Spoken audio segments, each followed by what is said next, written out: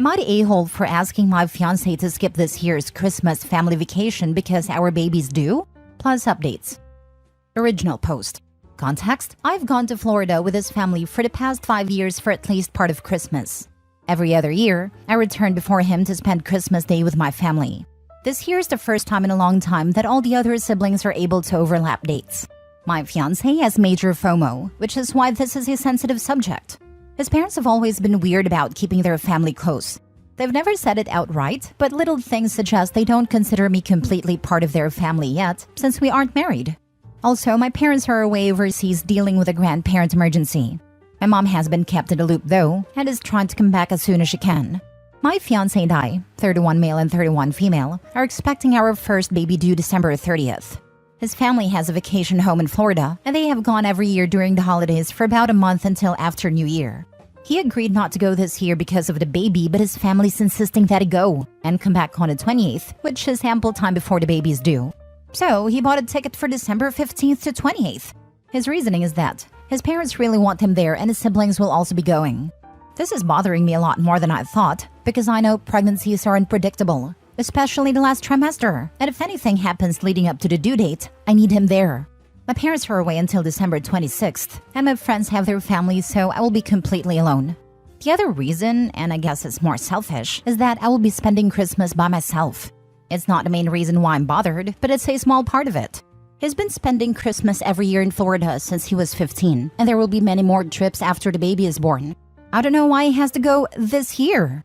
Anytime I bring it up, it results in a very uncomfortable fight about my expectations to put me first rather than his parents. I don't even bring it up anymore. His parents have always been kind to me, but they also don't see any problem. So I think I'm going crazy? Am I the a-hole here? Now for the top comments before reading the updates. Not the a-hole. Your husband is a fool if he goes. This is your first baby. You do not know if the baby will be here early, on time, or late. His family is you and the baby. If his family can't see that, that's another issue. None of them have a crystal ball and know when that baby is coming. Personally, I would also be pointing out how quickly things can go wrong for mom or bubs during labor. I'm disgusted with him for thinking this is okay to leave his vulnerable wife during that time. You just don't know what's going to happen. And what's with not wanting to spend Christmas with you? Leaving you completely alone. Not cool. I'm furious for you. Where are you? I will come and take care of you. Your husband's a fool. Thankfully, it's her fiancé. No paperwork involved yet. I'd be looking for a lawyer to handle child support and a parenting arrangement. I'm sure she can make a few calls while he's away. Hate to be all Reddit about this, but this would be a reason for me to dump him immediately. He's going to leave his heavily pregnant partner alone at Christmas because his family really wants him to be at their yearly holiday? He's such an a-hole, and a terrible partner and father to boot, for even suggesting this, let alone fighting her on this. He's going to be hard to co-parent with, but maybe he won't even fight for custody? Oh, he's going to fight for at least partial custody. How else can he cart the kid around to his family events and play the sorry single father? This is so unforgivable.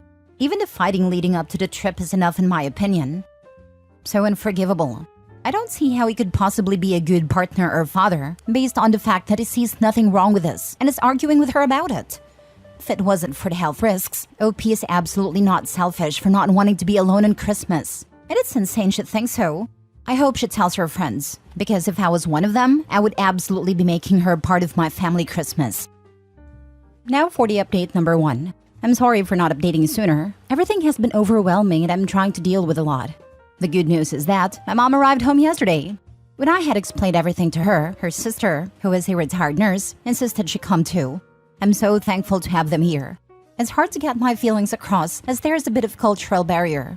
My mom is from Hong Kong, and without getting into details, the grandparent situation was very much an emergency.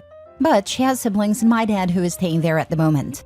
As for my fiancé, I scheduled a virtual appointment with him and my OBGYN to update her and told her this whole situation.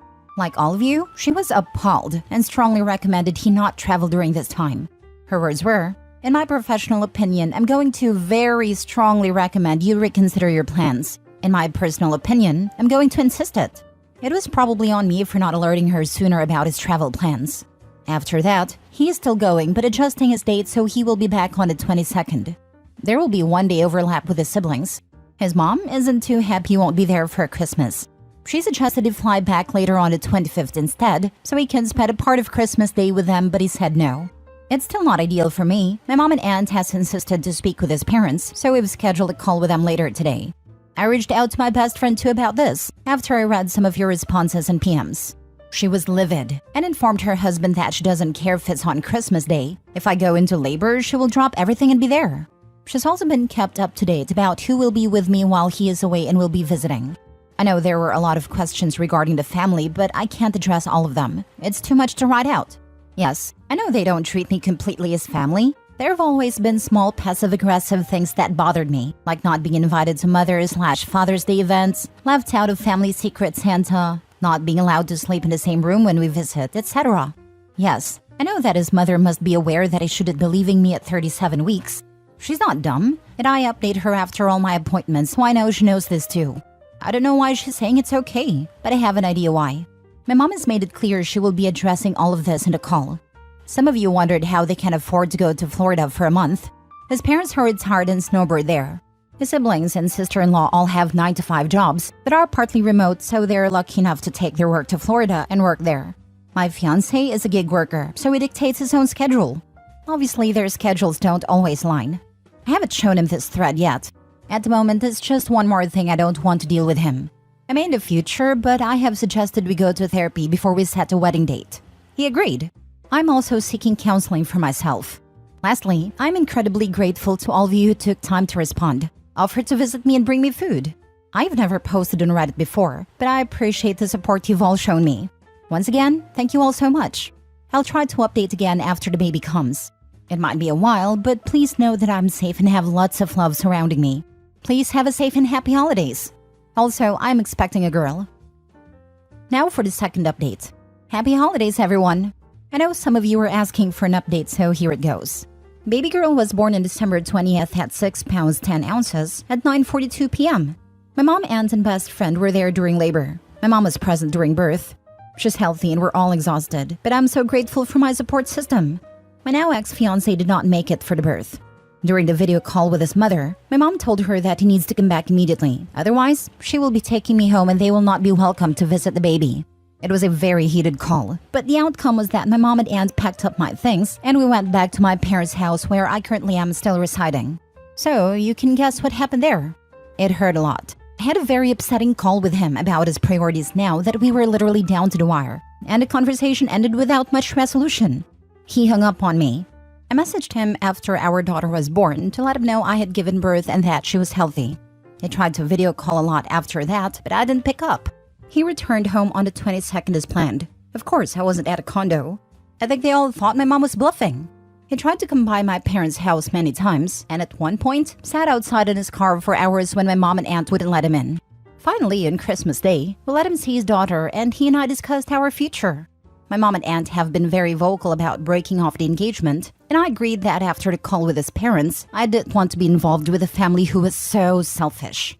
He told me his mother was very insistent to go on this trip, to show his family that he wanted to mend his relationships with them, and that his sister-in-law had been saying some awful things about me to him and his parents. I told her some things in confidence a couple years ago about some issues I was having with him, and she turned it around on me. This was the nail in the coffin. I can't possibly marry into a family this toxic. So as it stands now, I have broken off the engagement and will live at my parents' house. We have scheduled couples therapy and our first session is tomorrow. He has apologized profusely and asked to stay with me to help with his daughter. My mom doesn't want him sleeping here, so he's been coming by in the morning to help with her and then leaving in the evening. His parents have told him that they would like to see our daughter as soon as they come back, and he has video chatted with them once to show our daughter to them. That's basically where we stand now. And undoubtedly the situation will get more complicated once his parents come back, but I can't think about that right now. My baby girl is healthy and has a nursery set up in my childhood bedroom. She's surrounded by people who would give her the world. My aunt, who I haven't seen since I was 10, is here. Those are the positive things I'm focusing on. Last story. Update. Am I the a-hole for telling my wife I would choose my mom over the birth of our baby? Original post. So, to get started, I am 36 male and my wife is 33 female. We are expecting our first child soon.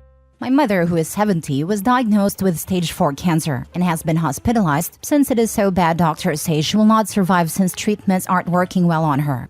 My dad died when I was young, and my mom took care of me while working 2 jobs so that I could have a good life. I feel I owe everything to my mother. I bought her a house and whatever she needed so that she could live her older years well, since we had to struggle so much. When I got home from work and visiting my mom, my wife and I were talking and she asked if you got a call that I was in labor or your mom was going to die, who would you pick? I told her I would pick my mom. She asked why, and I told her that I wanted to be there to say goodbye to my mom since I would never see her again, and so she would have somebody there in her final moments. She got mad and said, what about her and our baby? I told her I would try to be there as fast as I could after my mom, but that most likely wouldn't happen, so I told her not to worry about it. She was still mad and told me to get out of the house. I left, and now I'm at my mom's house. So Reddit, am I the a-hole? Edit, to everyone saying that I would be leaving her alone, no, I wouldn't. She would have her mom there. She has said she wanted her mom there with her. Yes, I was right for leaving my house. It was either I leave or she go, and I was not about to put my pregnant wife out of our house. Yes, I have been there for her. I've taken off work to comfort and help her in any way she needs during this pregnancy. Now for the top comments before reading the update. Not a-hole. Stupid question. Yes, there is absolutely no way to win there, because the intent wasn't to actually plan for the contingency, which would have been smart by the way. So not a-hole. She somehow heard you care more about others than you and your baby, when the situations can't be compared. If you make up, you should actually have a plan with someone to take your place with them and video call if it happens. And also talk to your future pediatrician about how to be safe in letting your baby meet his or her grandma as soon as possible in a safe way. Getting professional photos of them together and all of you as a family would be worth looking into. Your kid will definitely appreciate them when they are grown up. Honestly, why did she even ask that type of question? It's impossible to answer a question like that. She's such an a-hole to even ask him to choose between his dying mother and his pregnant wife. My wife is a loving, intelligent, rational, and considerate woman. But pregnancy can easily turn someone into an estrogen Molotov cocktail. Giving OP his wife the benefit of the doubt, I'd say it's likely that has caught him so off guard, because this is completely out of left field for her to say, and is just super confused. I guarantee that my wife would understand if we role-played this scenario. That doesn't mean she'd have the same reaction when she had 6 gallons of extra hormones and a little alien kicking her in the lungs. Estrogen Molotov cocktail is right, lol. My normal self had probably be making a contingency plan in OP's wife's place.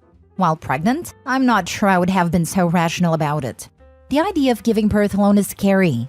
I can't fault either of them here. It's a really difficult situation. No a-holes here. Your wife is probably scared. I almost died in labor, as did our child. It isn't as clear-cut as deathbed trumps new birth, because childbirth can be a deathbed too. Have a clear, laid-out plan with a backup as well, in case option 1 is busy or out of town, so that she knows she isn't alone. Make sure you are always contactable. Your mother might be totally unconscious at the end, so you can still be on the phone with your wife while she's in labor, even while her mom or whomever is with her. Decide on options. Make sure everybody involved knows exactly what is happening. Make sure your mom knows what is happening. She might not want you there. Not everyone does. She might be appalled that you'd pick her over the birth of your child. And update them as time gets closer. Feelings change, especially those of your mother. She might get scared and change her mind. I will never forget the moment standing between 2 tables, one with my wife excessively bleeding after an emergency C-section, the other with my son coming out not breathing, still waiting to hear a cry, realizing I may very well be returning home by myself to take care of our daughter. Still getting choked up just writing that out. Thank God they're both okay, and my silly healthy 2-year-old son woke me up at 6 a.m. on New Year's Day. Mini update. I keep getting the same question about why did I leave my house even though I may own the house. It was late, and I didn't want my pregnant wife out late at night, but she told me to leave, so I knew it was either me or her. 2. My mother is in the hospital. She is not at her house. 3. I thought a lot about what a lot of you said about how I should put her first, but she doesn't put me first at all. She chooses her sisters over me all the time. 4th, I do not make her feel second. I have put my wife first, especially in emergencies, and I have tried my best to comfort her. I have gone home, and now I'm thinking I don't need to apologize, y'all. I really don't know. Thanks to everyone who's commented. Now for the full update. Hello again, people of Reddit. Some of you asked for an update, so here it is. I went back home yesterday afternoon. She wasn't there, and I assumed she was at her mom's house. She came back in the evening, and we had a talk about what happened. She did apologize for asking the question, and that when she thought about it, and she understood my answer because she would do the same. I asked her why she asked, and she said she didn't know and thought I was going to pick her since I normally do. I kinda just said okay and moved on. I did tell her I want marriage counseling after or even before the baby's born. She asked why. I told her how I felt and she denied it, so I had to give her proof. Then she started crying and got mad and told me to sleep in the guest room instead of kicking me out. So I guess I got a win there. Anyways, she also told me that she no longer wanted me in the delivery room, which I was fine with. I understand to an extent where it's coming from. I will go into therapy, which was suggested, and I think I do need it. Anyways, that's it. Thanks for the advice you all gave. Some good and bad advice. I'm sorry if my comments came off as mean. I'm not really a friendly person till you know me, especially if you're accusing me of something. Edit. Y'all, the proof I showed her was messages of when she said she felt unimportant and when I felt unimportant. I would never, and I mean never, show her anything on here. She would have a mental breakdown. So she got mad at the suggestion of marriage counseling and put you on a couch? Am I reading that right? If so, my guy, you've got a lifetime of marital problems ahead of you. Hopefully you get a good therapist who can help you learn how to handle how ridiculously unreasonable your wife is. She's still not done with you, and now she's punishing you by not allowing you to attend the birth of your own child. She's got it bad. Attacking him for his feelings makes her a genuine piece of crap.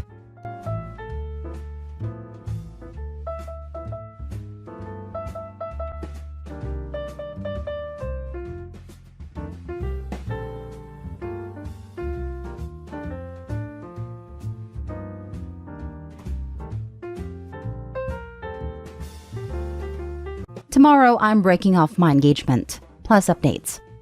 Original post. Last week, I-25 male found out that my fiancé, 24 female, cheated with her boss. I'm not sure of his age, but he's in his mid-40s, I think. I also know he's married and has 3 kids. This happened last November on a work trip while out of town, and they hooked up 3 times. How do I know? Well, her boss's wife messaged me on Facebook and told me. She's also provided me with screenshots of texts and emails between them. Graphic discussions about how they cheated on us. Also, how they got over on us, and joked about it. But then she'll tell him in the same text that she loves me so this can never come out. The boss's wife, who seems very sweet when I met her at company functions before, is understandably enraged and heartbroken, and is having him served with divorce papers tomorrow. She's also going to drop a friendly email to their HR department. So, I'm sitting here on my phone typing this, while fiancé is across from me on the sofa on a computer, planning a honeymoon trip for a wedding she has no idea is never going to happen. She's completely oblivious to the fact that her life is going to fall apart tomorrow. I don't feel any sympathy at all since mine fell apart last week. And every time I read those texts and emails, I feel like someone is sticking a knife in my heart. 3 years down the drain. Though I'm just thankful I found out before we got married. I guess there's that to be thankful for. She has no idea, but I took a vacation day tomorrow. And after she leaves for work, I'm going to go around my place and collect up all her stuff, box it up and have it sitting by the door. Then I have to figure out if I can get any of the money I've already laid out for the wedding back. It was supposed to happen in October, but yeah, that's not happening. And when she comes home, I'm going to throw her out of my apartment and out of my life. I've debated posting all those screenshots on her Facebook page, but my sister talked me out of it. I also debated calling her parents. I feel bad for them as they're such great people, and I'm going to miss her family. They've accepted me as one of their own, and I don't know what they're going to say. But I've decided that she can explain herself to them. I don't want to hear her excuses or her lies. At this point, I just want her out of my life, so I can figure out what the heck I'm going to do with the rest of my life. Now for the top advice before reading the updates. I'm invested now. Let us know how tomorrow goes. I'm sorry this happened to you. Yes, we want to hear an update, OP. But please tell the boss's wife not to call HR until after the divorce is final. If he loses his job, he could try to go after her for alimony, and she does not want that. I would honestly send a quick text to her family, letting them know why you are calling off the engagement. This way, she can't turn it around on you and try to make you out to be the bad guy. Best of luck, OP. Keep us posted. OP needs to hear this advice. It is golden. If they reach out, tell the parents. If they ask for proof, deliver it. Mainly so she doesn't spin it into a whole web of lies of saying it was a misunderstanding. Yes, I'm petty. But if the truth doesn't come out, She might make you seem to be the a-hole of an ex-fiancé who broke up due to a misunderstanding. I am thinking I'm going to have to show her parents what I have, because when she shows up at their house and tells them I broke up with her, they're going to be shocked. I would call them after you get her to leave and let them know what happened, and you have the proof if they're interested. By the time she gets to their house or calls them, they'll already know the story. OP, also be careful when having her leave your apartment. When people feel backed in a corner, they do some crazy things. If you can have someone there with you who can serve as a witness in the event things take a turn for the worst. Ultimately, protect your peace, King. Now for the first update. Wow, I cannot believe the response this post has gotten. I can safely say the bomb is dropped. Around 8 or so, my phone started going nuts. Calls from her with voicemails after each call. I knew right away what's going on. So I immediately called my sister to tell her that it was happening. She told me to stay strong, and if I wanted her to, she would come to my place and sit with me. So she's doing that. Then I had a very difficult phone conversation with my ex's mother. Jesus, I can't believe I have an ex now. Difficult because this woman has done nothing to deserve the pain I could hear in her voice. Her whole family has been nothing but accepting to me since day one. I calmly as I could explained the situation to her mother and told her that I can't find it in myself to forgive this and that I'm going to be asking her to move out. Although she was very upset, her mother seemed to understand why I feel this way. She offered as well to come to my place and help my ex get her things. I think this is a pretty good idea. Then I texted a few of my closest friends about the situation. I have been getting bombed with text from them since, but have said as soon as I can I will talk to them. But right now I am completely overwhelmed. I listened to one voicemail from my ex, and it was what I expected. Crying and asking me to call her because we really need to talk. I called her back and she didn't answer, so I started to text when she called me. Immediately she's telling me how sorry she is. Why did I call her mom? Why did I involve other people? So I lost it. I'd asked how she thinks I feel having to go get tested for STDs because my fiancé cheated on me. Do you know how embarrassing that is? So at least she didn't deny what she did. I told her she needs to come this afternoon and get her stuff out of my place, and that we are finished. She said we'll talk more later, but I cut her off and said, there's not a whole lot to talk about, is there? I also asked her how her and this guy could talk crap about me and his wife. Like they made fun of her for gaining weight after having 3 kids. This poor woman didn't deserve this. I didn't deserve this. I also said something to her about not trying to say she felt pressured because the guy's her boss. Her texts show clearly that she was a more than willing participant in all this. I guess she's got to meet with HR at work today, and the whole place is gossiping about the two of them. I can't feel sorry for either of them at this point. I'm already emotionally drained. It is not even 10 a.m. where I'm at. So once she's done with her HR meeting, I guess she's going to come here and get her stuff. I'm hoping it goes without much drama. My sister should be here, and I hope her mom comes with her. My landlord also says she'll be around, and she's also going to have my locks changed, hopefully, either this afternoon or tomorrow. I know this is like a long babbling post, but I was trying to remember a lot of things I said, and my mind is raving right now. Sorry this is happening to you, but you are dealing with this trauma like a boss. Long road ahead of you, but you have got this, dude. Go now, contact and focus on you. Probably not the best idea to say he's dealing with it like a boss. As someone who went through breaking off an engagement like OP, it hurt at first, but in the long run, it was worth it. Why did I involve other people? Not sure why, but it still stuns me that someone can cheat, utterly betraying their partner, and then essentially ask, why didn't you keep my complete betrayal of you a secret?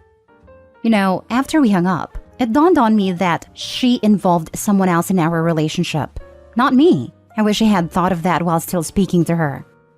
I am so sorry you're experiencing this, but you hit the nail on the head. If she brings it up again, smack her with the facts. Best of luck to you always. Man, I wish like hell you were my local friend. I'd come by for support and make sure cooler heads prevailed with all of this. You seem like you're staying strong through this, and you've handled everything to perfection up to this point. Stay strong. Get your emotions out when she's gone. You will need to get your emotions out, or else it'll drive you insane. Don't internalize them. Feel them, either alone or with those you feel comfortable with, like your sister or friends. Just don't give the ex any satisfaction. She deserves none. Once they're out, work on being a better you. Hit the gym, read up on something that'll advance your career, or just make you a better person. Spend time with your friends. Whatever your thing is, do it. Pamper yourself in the coming days and weeks. You'll need it to start healing. All the best to you, bro. Second update. Well, she's gone. She did show up with her mom and her best friend in tow, and my sister was there. No screaming, no yelling. She asked if I could just speak to her alone, and I told her that wouldn't be a good idea. I said everything she needed to say. She said it in her text messages with her boyfriend. Of course, the tears started, and her mom said that they'd make this as quick as possible. So her and her friend went and got some of her stuff, enough for a day or two. While she was gone, her mom apologized to me and said she didn't raise her daughter this way.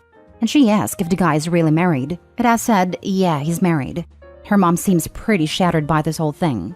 So as they got ready to leave, I asked, what about my ring, since it doesn't seem to mean all that much to you?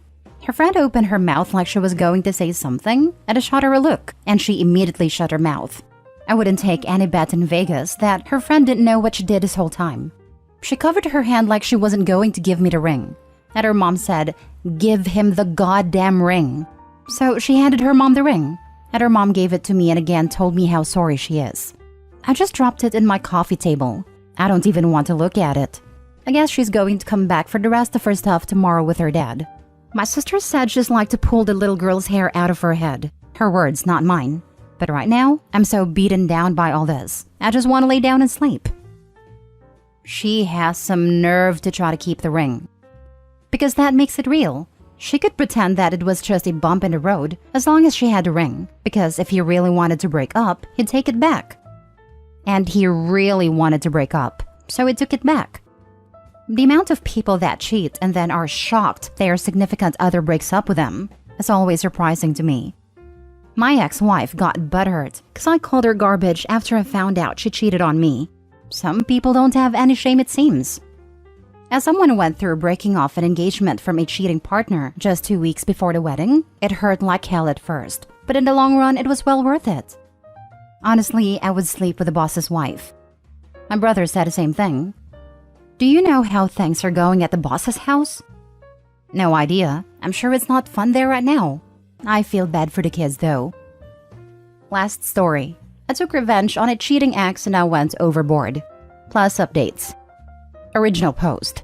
So recently, I found out that my ex had a flirtatious relationship at work with one of her managers at a restaurant she works at. This involved dirty talking while on shift, compliments and photo sharing and plans to hang out. I found out and told her not to text the other guy again and blocked him. Well, something told me to check her phone again, and it didn't take less a full day for her to respond back to his texts on iMessage, thus continuing the contact of cheating on me. What's worst is how she described getting caught by me to be hilarious, funny, and that she'll reach out to this guy when we're done. She made me sound like a doormat, a joke, an option, as if everything we had was a plaything for her to play with. Feeling emasculated, embarrassed, and surprised she could ever talk about me like this to another man, I posted her incriminating screenshots to her social media feeds, Instagram and Snapchat stories since I had access to the accounts, and sent those screenshots to the guy she was cheating on me with, at her boss at work, since she was doing it with another manager at a restaurant. I also sent them to her mother, as she was texting this guy the whole week I was helping her mother move to her new home. The guy responded immediately, and her boss and mother has yet to respond. She later called me back to apologize about the ordeal, but the damage was already done, and I broke the news to her about what I did and to screw her.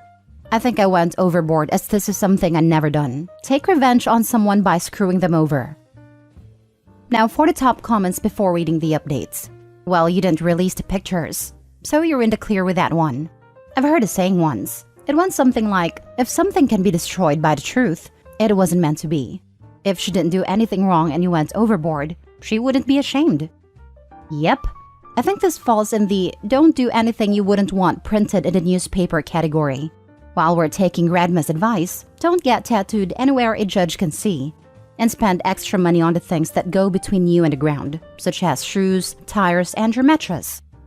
This is PG compared to the others I've read. Also, I can be petty, and I hate cheaters. So in my opinion, you went easy on her. I hope she loses the job, and if any of those guys are married or have a girlfriend, they get caught also. Better yet, if they do, send a screenshot to them also. My ex was a waitress at a members-only exclusive restaurant in downtown San Diego. Everyone was banging everyone. I think it's pretty common in the restaurant industry. Her coworker told me she was banging one of the servers. I confronted her. She didn't bother with denials or even to downplay it. She said that after work, they all would go downstairs to another bar and unwind and get tipsy. And things just happened. That was 5 years of wasted time. It really did a number on my self-esteem for a minute. Fortunately, I met the love of my life 2 months later, and now we've been married 25 years, with no cheating. There is life and love after this. Be encouraged. I sent them to her mother as well, as I helped her mother move to her new house. All the while she was texting this guy. I wouldn't call this overboard. It was a lot, and many people just say screw it and move on without taking this sort of action. It's all understandable given your outrage at being played, and she deserves whatever comes her way. Now for the updates. I've seen that her boss has looked at the message I sent her of my ex cheating at work on the job with another restaurant manager. The boss hasn't replied yet, but she definitely knows now. Time will tell if she'll continue to be working there. Update 2. Apparently, she still has her job from the restaurant, and she's doing damage control from the social media posts. Update 3. She replied back to me letting me know the developments about what I posted, learning before and that only a person like me would care to see that happen. The conversation turned in a really ugly name-calling match. The damage has already been done. I'm being spiteful and I'm done talking with her. I'm going to desperately seek therapy and work on myself for the better. I didn't expect this to blow up, but I appreciate the advice all around. She never wanted me or deserved it at all. Update 4.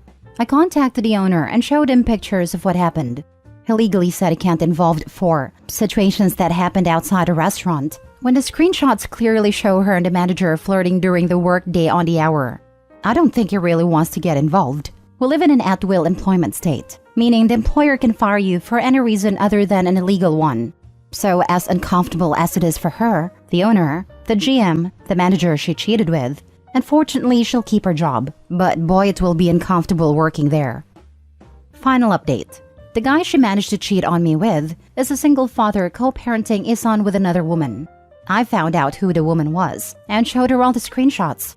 Unfortunately, she saw them texting each other for well over a year ago, and that she told him to not text her anymore because she doesn't want him hanging out with anyone that doesn't like the mother of their son. My ex-girlfriend knew her and was extremely rude and snobbish with her. They're not together anymore, so she didn't know the exact lengths of their relationship. However, she knew they texted each other a lot. To no surprise, their relationship also ended because he was also cheating on her at the same restaurant with another woman that worked there while their son was extremely young. For all the talk about how my ex-girlfriend didn't want to be a single mother and how she despised her father for cheating on her mother while she was pregnant, she sure loved playing the role as the other woman.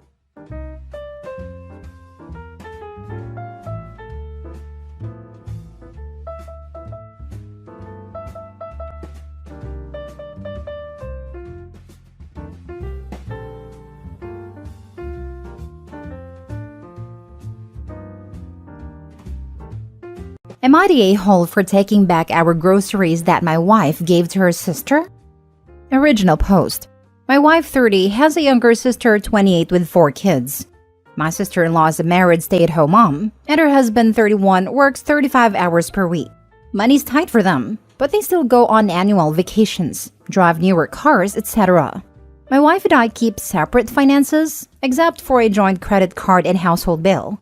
I also do most of the grocery shopping. This is relevant for later. A couple years ago, I found out my wife had been buying groceries for my sister-in-law in our joint card, about $150 to $200 per month for a few months. She said that her sister had come to her saying they were tight on money and that she needed help feeding their kids. This about a month after they had got back from their most recent vacation in Mexico. I told my wife in no uncertain terms that I am not supporting their family. She argued with me saying that we could more than afford it. I replied that I don't care if she wanted to support them, but that's her business. My wife stopped buying them groceries in our joint card after, but I'm sure she told her sister, because sister-in-law has been standoffish since. In the last few months, grocery costs have been increasing thanks to inflation. So as a cost-saving measure, I bought a whole cow for about $4,000, which works out to about $9 per pound and will last us more than a year. And my wife and I split the cost. Yesterday, I went to the freezer to pull some steaks and saw the amount of beef was visibly lower. I checked our security cameras and saw my wife leaving the house with a big box. I texted her demanding to know if she had taken a bunch of our meat to sister-in-law, and she replied yes. I grabbed sister-in-law's keys as we have a copy, drove to their house, knocked on her door, and when sister-in-law answered, I told her that I was taking back what my wife brought over. Sister-in-law protested, saying I was taking food out of her kids' mouths, but I said I don't care. She already had one roast in the oven. I went to their freezer and they had about 40 to 50 pounds of ground beef, steaks, and roasts from our cow, including a couple prime rib roasts. I grabbed it all except the roast in the oven and drove home. My wife yelled at me, saying she couldn't believe how selfish I was, and that sister-in-law called her crying. She also said that she paid for half of it, and so she could do whatever she liked with it. I yelled back, saying you don't get to decide to give away anything that we pay for together, and said she acted like a sneak thief for doing it behind my back. My wife is still angry at me and says until I apologize to her sister, return the meat that I took back, and apologize for calling her a thief, she won't speak to me. I may be the a-hole because my wife pays half the groceries. Now for the top comments before reading the update. I think that sister-in-law is lying to your wife. They take vacations. How does your wife not see that she's playing her? Next, if she is really hurting for food, there is help out there. Not the a-hole. But you shouldn't have called your wife a thief. She was, in her mind, helping. His wife is stealing from his family. She is a thief. It's her family too. Then she shouldn't eat anything at home, since she is giving away her share of it. If she wants to help that much, use her money. Opie said they have separate finances, not with the household. Being charitable with someone else's money is so much easier. Not the a-hole, but at this point, I would get another fridge and lock it with my own food and go separate on groceries as well. Not the a-hole. Die on this hill if need be. At least you'll have more cow to eat. Agreed. You're not responsible for their family, especially when they can afford other wants, not needs. Yep. The fact that sister-in-law can't afford basic groceries but can take full-on trips abroad shows she actually has the money to afford groceries, but has made a decision not to as she knows she has a backup.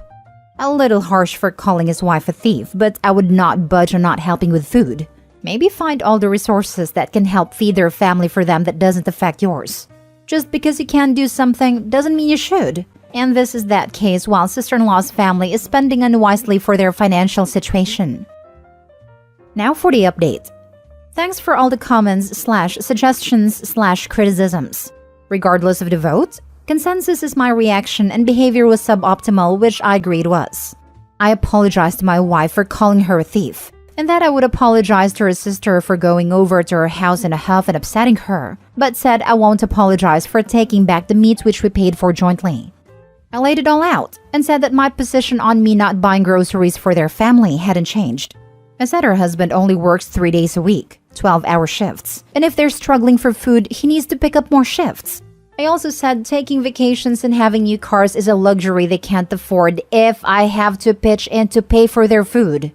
As some of you suggested, I asked my wife, why aren't you buying groceries with your own money if you want to support them? My wife responded she's been buying them groceries for the past couple years with her own money because they're up to their eyeballs in loans and credit card debt. But inflation means their groceries have been costing her more and more. She then admitted to putting some things in our joint credit card in the last few months in smaller amounts than 2 years ago, so I wouldn't notice. As for the beef, sister-in-law called her this past weekend crying, saying they needed help to the end of the month with food because one of the kids broke their iPad which they used to keep the kids entertained, and so they replaced it. She didn't ask me about taking them beef because she knew I would say no if she told me about the iPad. I didn't think I would notice since we have so much beef. She said I have no idea how hard it is to raise 4 kids, and they need an iPad. I told her we need to go see a counselor, because we're on different planets if she thinks an iPad is a necessity. So yeah, we're going to do therapy. Until then, I'm sleeping in the basement. To answer some common questions, why doesn't sister-in-law's husband work more or sister-in-law get a job? He does shift work 3 days a week, 12-hour shifts. He likes it because it frees him up to spend more time with the kids. Sister-in-law has never had a job beyond serving as a teenager. Why don't you put a lock on your freezer? I would like to stay married, And I'm certain if I did this, I wouldn't be married for very long. Did sister-in-law and her husband pay for their vacations and cars themselves? I still don't know, but my guess would be credit cards and car loans, if they're up to their eyeballs in debt, as my wife said. Why don't you compromise in helping them? A fair compromise to me, if I were to pitch in, would be for them to better manage their money, as in not going on annual vacations to Mexico. The last time I raised that, my wife said I was being judgmental. Maybe I'll propose it again in counseling. What Opie's wife doesn't seem to understand is that she isn't helping her sister pay for food and necessities. She's helping her sister pay for multiple new cars and tropical vacations and other luxuries. I don't quite get how she doesn't see that. If she wasn't subsidizing her sister's family with all that cash, they would have to spend the new car money and food instead. Exactly. She's not paying for their needs. She's paying for their wants. It's worse. She is actively preventing her sister to learn how to manage money. I am not sure if Opie's wife understands managing money herself that well. What's with indulging her sister for years, jumbling priorities of food and iPads, and thinking her husband wouldn't notice when months' worth of meat were gone? You're being judgmental. Yes, exactly. He's judging them on their inability to manage their money because they keep leeching off of his. And it's right to do so. The kid broke an iPad, so they used grocery money to pay for a replacement? Get lost. This garbage enrages me, as someone who has to go to the freaking food bank to feed my kids when I was working 60 to 72 hours a week, being garnished to hell because of being scammed by AITA tech. Not only that, but husband specifically works less to spend time with the kids. Yet they need an iPad to keep the kids entertained? None of this makes sense. A friend's brother and his ex are the type to let their kids have unrestricted tech access so they don't have to bother parenting. And the parents are on their own phones, /computers, /consoles 24/7 when they are not working. Not that they can keep a job for long anyway. I feel bad for the Opie though. Wife is enabling this horrible behavior because the sister is guilt-tripping her through the kids. Next story. Am I the a-hole for calling the cops and causing him to be taken in for taking my car and using it while I was sleeping? So, I've been seeing this guy 30 male Kevin for several months now. We'd visit each other weekly, and last week he spent the night with me. Next morning I woke up 9 a.m. and couldn't find him nor my car. I searched for my car key that was at the bottom drawer in my son's room. I usually hide it in there and no one knows about this secret place, but couldn't find it. I freaked out and tried calling Kevin, but his phone was dead, so I ended calling the police after waiting for like 10 minutes. Shortly after, I discovered that Kevin was found with my car at the supermarket's parking lot. He was taken in by authorities and a car was returned. He was fuming at me, saying I should have not called the cops because he took the car to go buy his breakfast. In my defense, I said he never asked for my permission, and I never gave him the okay to drive it. He argued that he thought I wouldn't mind, much less escalate and call the cops after he's done a nice thing for me and my son. He said he never had issues with cops, but because of me, now they thought he was a thief. We haven't talked since then. His brother keeps berating me, saying I messed up and acted stupidly. Am I the a-hole for freaking out and calling the cops? I don't even know how he got the key. Now for the top comments. Not the a-hole. Excuse me, has he been snooping in your child's room? Red flag. Yeah, this is where I'm hung up. Was your kid sleeping in his room when Kevin just started rummaging through his drawers? So Kevin was trying to do a nice thing for Opie and her son, which indicates that the son was home, but then she's really worried about a car and not so much about the fact that this guy was searching her child's room while Opie, and possibly her son, slept? He was fuming at me, saying I should not have called the cops because he took the car to go buy us breakfast. And to top it off, is anyone buying this excuse? Not the a-hole. That seems to be the go-to excuse when a guy steals something in the morning. Remember the guy who stole his girlfriend's debit card to buy breakfast? Now I'm wondering if that was a cover story too. Forget him literally stealing your car, but what was he doing in your son's room where I'm assuming your son was sleeping? Rifling through his stuff while you weren't able to intervene because you were sleeping. This guy's a creep, and you need to keep him away from your son. He sounds like a hardcore predator. Protect your child and keep this man away from your family. Not the a-hole. Also, I highly doubt Kevin was getting you breakfast. I bet he was meeting someone in that parking lot for an exchange of something, which is why he was angry cops were involved, and he tried to flip the script and make himself look like the victim. I'm telling you, he is up to no good.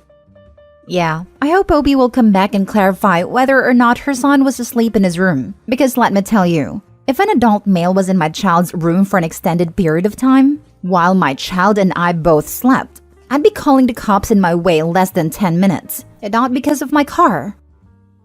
Last story. Am I the a-hole for not punishing my child for a simple mistake and kicking my sister out?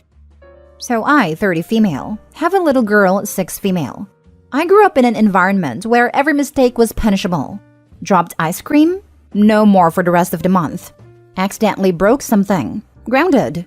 So when I had my child, I swore I wouldn't punish her severely unless it was very big. So my sister, 34 female, lost her job, so I opened my doors to her and her son, 7 male. It's been going pretty okay, but I recently noticed how whenever her son would make a mistake, he'd act like it was the end of the world. For example, he and my daughter were playing tag in the house, and they accidentally knocked over a vase. I heard a crash from my office at home, and when I came, my nephew started bawling and saying he was sorry.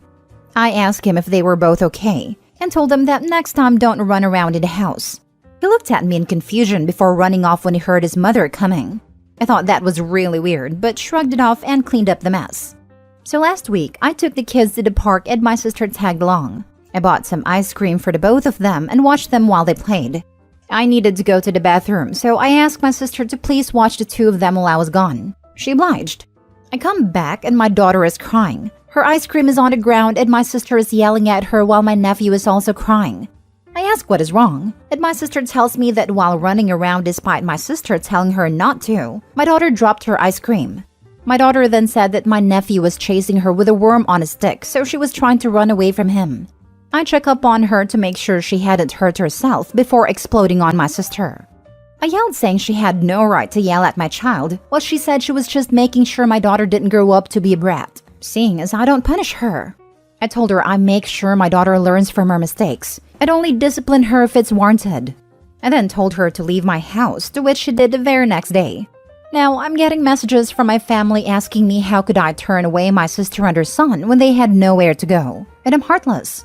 I feel really bad since her son did nothing wrong. So am I the a-hole?